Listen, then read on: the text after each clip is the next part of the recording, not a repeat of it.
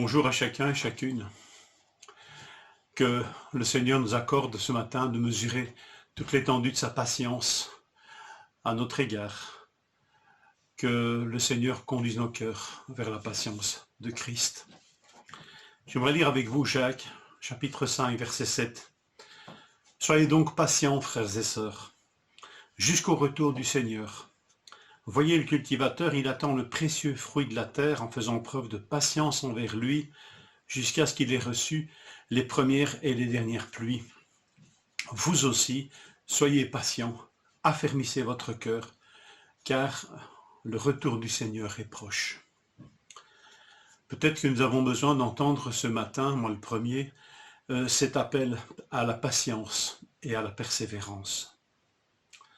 Patience dans ce confinement, persévérance dans la foi, persévérance dans l'amour fraternel, dans l'attachement réciproque, patience peut-être dans une relation conflictuelle, patience à l'égard d'un être cher, patience peut-être à l'égard d'un méchant, d'un vindicatif, patience. La patience dont il est question ici est celle de Dieu. Le terme utilisé ici pour parler de la patience est un terme que nous retrouvons associé à Dieu, notamment dans les deux passages que je vous lis, 1 Pierre 3, 20. Il parle de ceux qui avaient été autrefois incrédules. 1 Pierre 3, 20. Lorsque la patience de Dieu se prolongeait au jour de Noé. C'est le même terme ici utilisé par Pierre.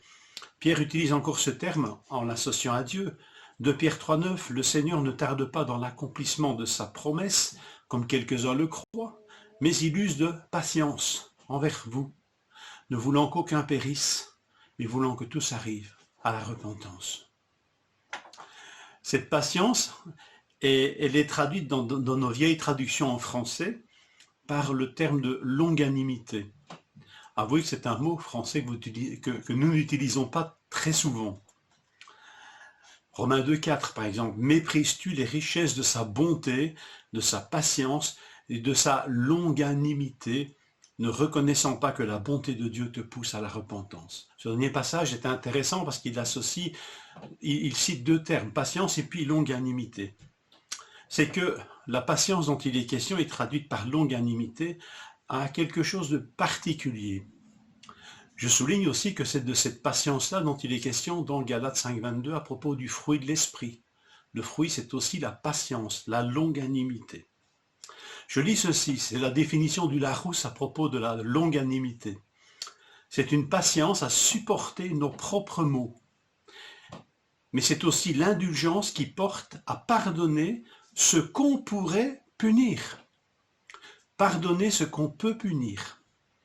Et dans un lexique grec qui nous parle de ce mot traduit donc par longanimité, dans l'original, ce terme parle de longanimité, de lenteur à venger les fautes.